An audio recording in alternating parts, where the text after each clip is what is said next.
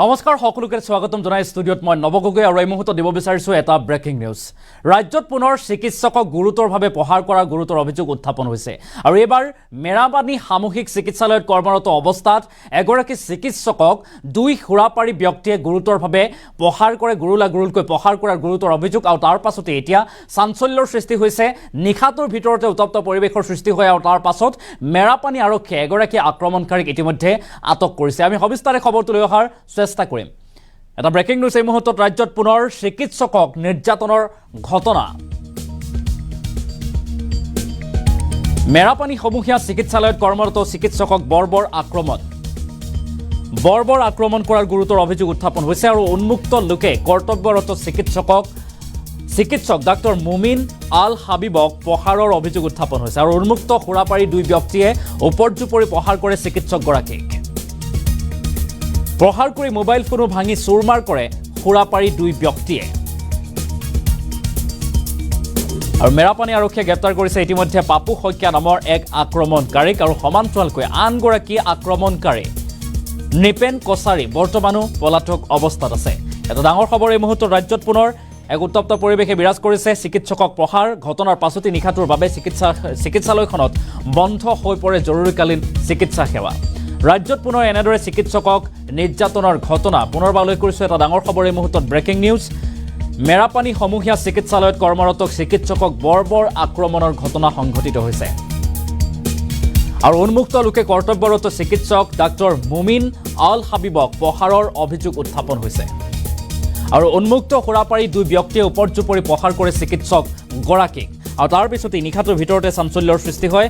প্ৰহাৰ কৰি মোবাইল ফোনো ভাঙি চুৰমাৰ কৰা গুৰুতৰ অভিযোগ উত্থাপন হৈছে আৰু কোনো কাৰণ নোহোৱাকৈ যধে মধে প্ৰহাৰ কৰে চিকিৎসক ডক্টৰ মুমিন আল হাবিবক আৰু পাপু শইকীয়াৰ লগতে নৃপেন কছাৰী নামৰ দুটা সুৰাপাৰীয়ে চিকিৎসাৰ বাবে আহি প্ৰথমে চিকিৎসক মুমিন আল হাবিবৰ সৈতে তৰ্কাতৰ্কিত লিপ্ত হয়, কিন্তু পাছত উন্মুক্ত সুৰাপাৰী দুটাই উপৰ্যুপৰি প্ৰহাৰ কৰে চিকিৎসকজনক।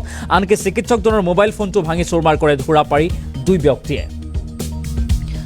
আৰু অৱশ্যে পাছত একাংশ চিকিৎসাকৰ্মী সমবেত হোৱাৰ চিকিৎসালয় ত্যাগ কৰে উন্মুক্ত দুই লোকে আৰু এই আক্ৰমণত চিকিৎসক মুমিন আল হাবিবৰ দুয়োটা ভৰি লগতে সোঁ হাতৰ আঙুলিত গুৰুতৰ জখম হৈছে আৰু অৱশ্যে চিকিৎসালয়ত কৰ্তৃপক্ষৰ অভিযোগৰ ভিত্তিত নিশাই মেৰাপানী আৰক্ষীয়ে গ্ৰেপ্তাৰ কৰে পাপু শইকীয়া নামৰ এগৰাকী আক্ৰমণকাৰীক আৰু আনগৰাকী আক্ৰমণকাৰী নৃপেন কছাৰী বৰ্তমানো পলাতক অৱস্থাত আছে আৰু সম্প্ৰতি জীৱনৰ প্ৰতি অহা ভাবুকি আৰু চৰম নিৰাপত্তাহীনতাত ভুগি চিকিৎসালয়খনত চিকিৎসা সেৱা অব্যাহত ৰাখিবলৈ কুণ্ঠাবোধ কৰিছে চিকিৎসকসকলে। এই সন্দৰ্ভত চিকিৎসকগৰাকীৰ মন্তব্য আছে, লগতে চতুৰ্থ বৰ্গৰ কৰ্মচাৰীৰ মন্তব্য আছে। আমি মন্তব্য শুনোৱাৰ চেষ্টা কৰিম।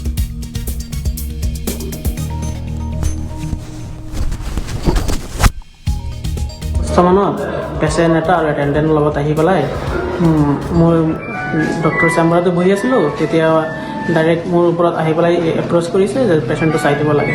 টিকেট একো কটা নাছিলে। মই পিছত তাক পঠালোঁ যে টিকেটটো কাটি আনক।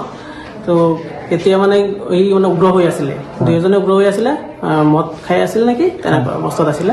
তেতিয়া সি গুচি গ'ল, গৈ পেলাই নেপালে। পিছত আকৌ আহি পেলাই মোকে দম দি আছিলে। দম দি থাকিলে মই ক'লোঁ যে চাওকচোন 1 নম্বৰত আছে নেকি, 1 নম্বৰ ৰুমতে মানে থাকে মানে মানুহজন, তাত চাওক। সি ভাবিলে কি যে মই ক'লোঁ নেকি 1 নম্বৰত ডক্টৰ আছে নেকি, এনেকুৱা ভাবাত সি মোক আহি পেলাই প্ৰথমেতো বৰ্ড লৈ ব্লেক বৰ্ডটো লৈ পেলাই মোক মাৰিবলৈ আহিছিলে। তেতিয়া আমাৰ এই 4th গ্ৰেডৰ সুখৰাম দা আছিলে, তেখেতে মানে এইটো লৈ হেৰি কৰিছে, তাৰ পৰা আঁতৰাইছে।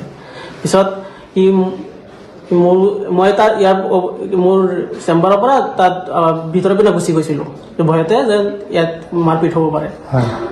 তেতিয়া তাত নাৰ্ছ বাইদেউহঁত আছিলে, তেতিয়া সিহঁত তাতো গুচি গ'ল, ভিতৰত গুচি গৈ মোক মানে মোবাইলটো ভাঙি লৈ বিচাৰিছিলে।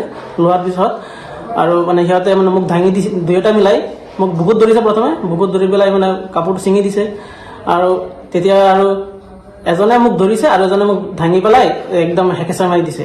দি পেলাই মোৰ পিছত মোৰ হাঁটু দুটাতে জখম পাইছোঁ আৰু মোৰ মোবাইলটো লৈ পেলাই পিছত সিহঁতে এই মাটিত হেকেচা মাৰি ভাঙি দিলে একেবাৰে।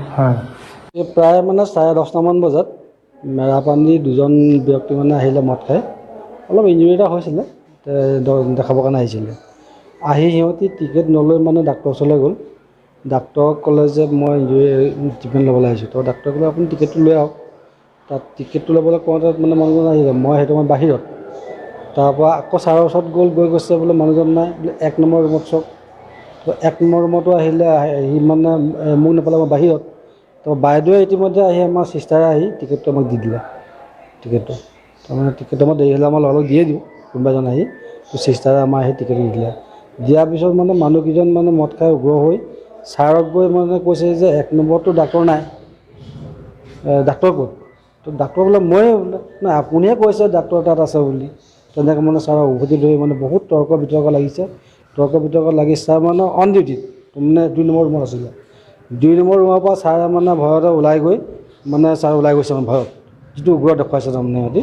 সেই দেখাওঁতে মানে ছাৰ ওলাই যাওঁতে ছাৰক মানে আগুচি ধৰিলে। আগুচি ধৰি তাৰ ছাৰে মানে মোবাইলটো কাঢ়ি ল'লে।